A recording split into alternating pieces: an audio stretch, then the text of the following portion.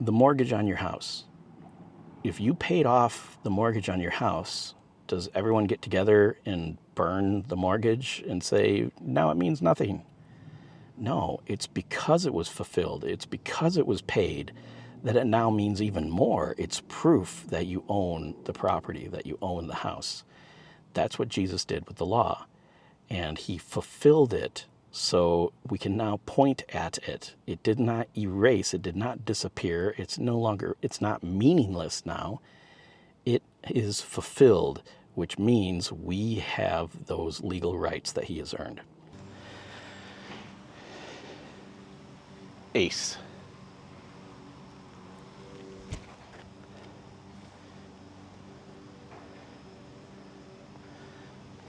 No, but I'll take it.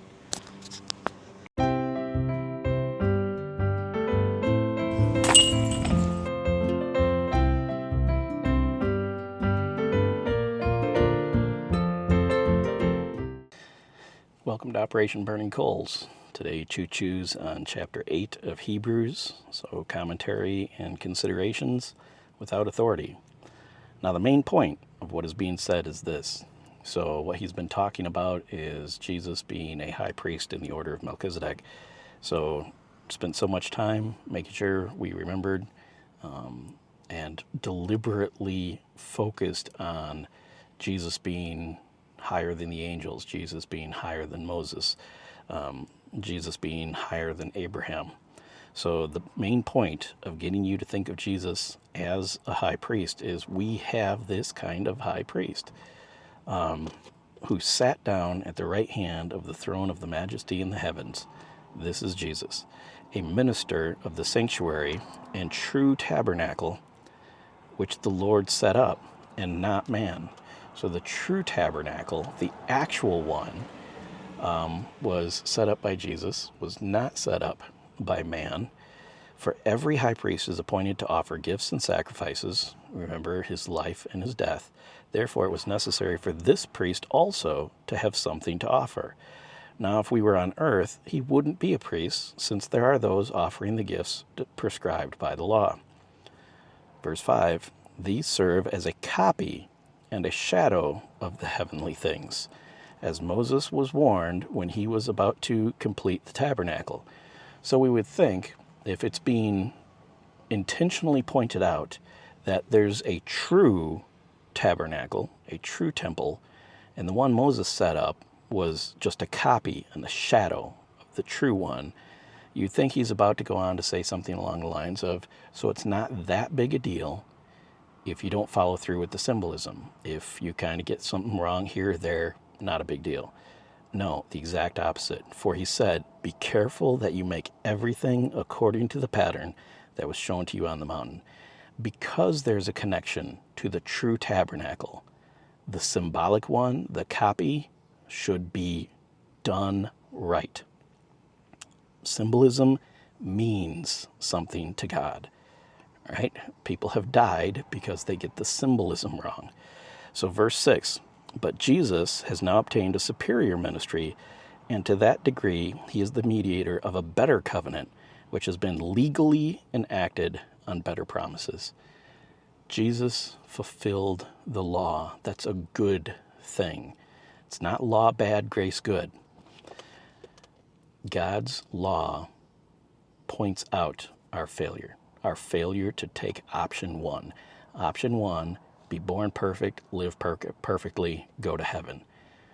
We could get into the weeds on original sin. We don't have to, because we have to live perfectly ever since a perfect birth, even if that happened, and we haven't lived perfectly. So it's a moot point. Option one, not available to us.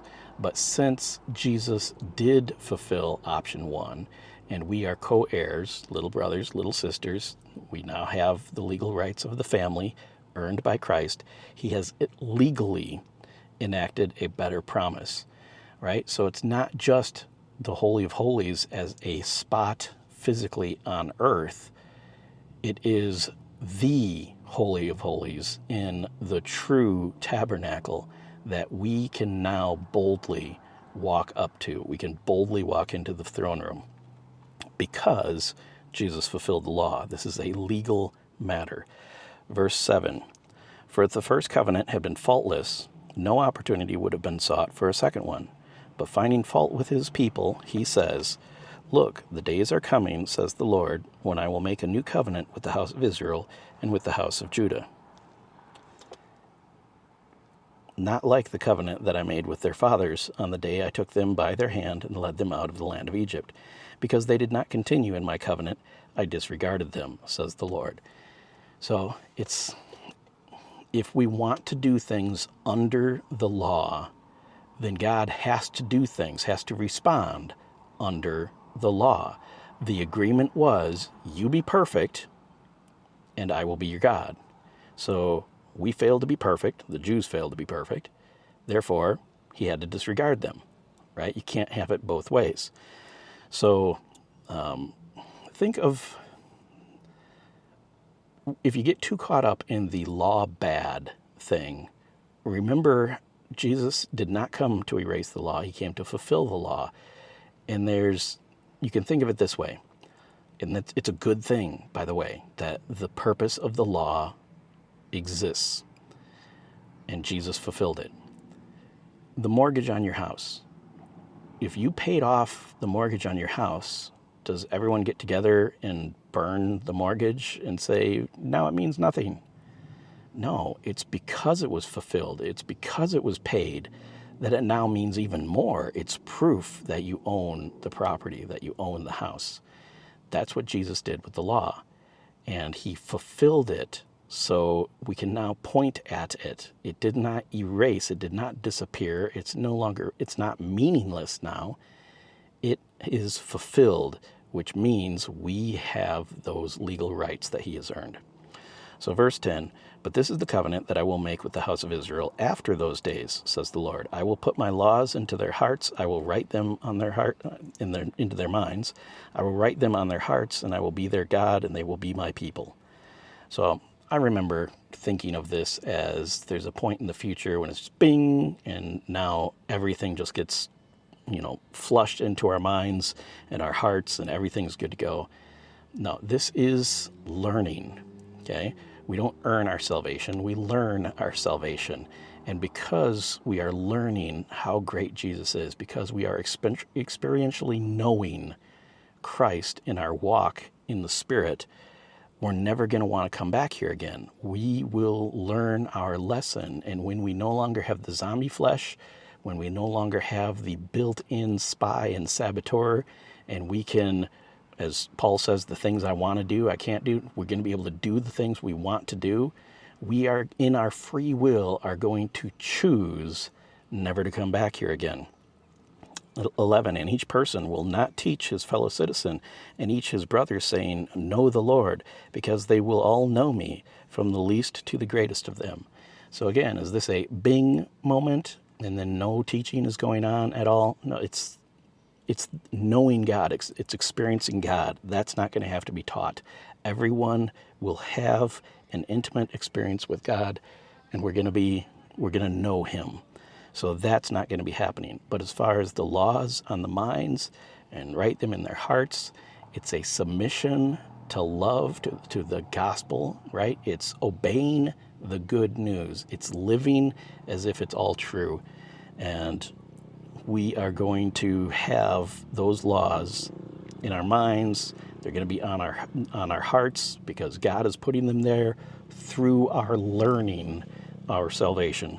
Verse 12, for I will be merciful to their wrongdoing, and I will never again remember their sins. They've been paid for. It would be wrong for God to ask payment of two different people for the same debt. Once the debt is paid off, we're good. He's never going to bring that up again. By saying a new covenant, he has declared that the first is old, and what is old and aging is about to disappear. The purpose of the law in showing our need of salvation is going to be completely fulfilled. We're not going to have to stumble again and again to realize how messed up we are. We will have learned that lesson. We will remember that lesson. We haven't earned anything. We have learned our salvation, and we're never going to want to come back here again.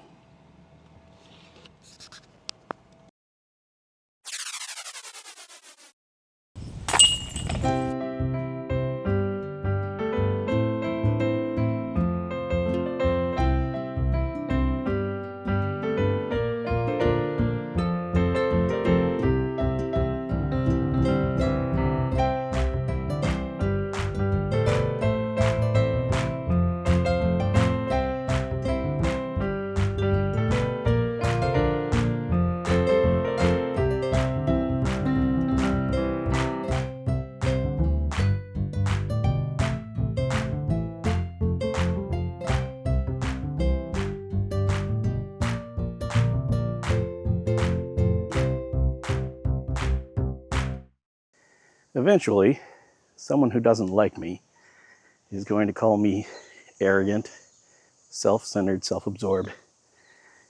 And I just want to point out, just because I have a disc called Genius, it's one of my favorite, and I have another disc called Wolf, and it's one of my favorite, doesn't mean I'm a self-absorbed, arrogant jerk. It might strongly suggest it, but it doesn't prove it.